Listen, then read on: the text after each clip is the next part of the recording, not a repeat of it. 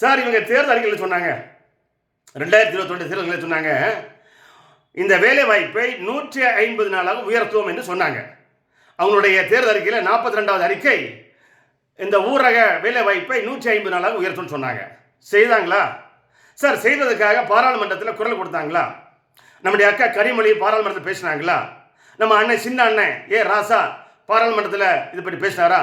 ஊரக வேலை வாய்ப்பை 150 நாளாக உயர்த்தணும்னு குரல் கொடுத்தாரா? நம்ம பெரிய அண்ணன் முன்னாள் கப்பல் துறை அமைச்சர் ஊழல் பெருச்சாளி அண்ணன் டிஆர் பாலு பாராளுமன்றத்தில் இப்படி பேசினாரா?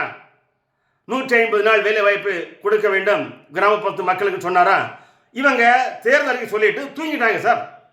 இப்போ எலெக்ஷன் இருக்கு இல்லையா, இப்போ தான் மறுபடியும் எந்திரிச்சிருக்காங்க. பாராளுமன்றத்தில் இந்த திட்டத்தை பற்றி ஒரு நாளும் கடந்த 4.5 ஆண்டுகளாக திராவிட முன்னேற்ற கழகம் ஆட்சி செய்து கொண்டிருக்கிறது.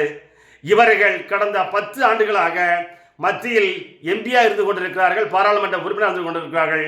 பாராளுமன்றத்தில் இதை பற்றி ஒரு முறையாவது குரல் எழுப்பவே இல்லை, குரல் கொடுக்கவில்லை, மத்திய அரசு கேட்கவே இல்லை.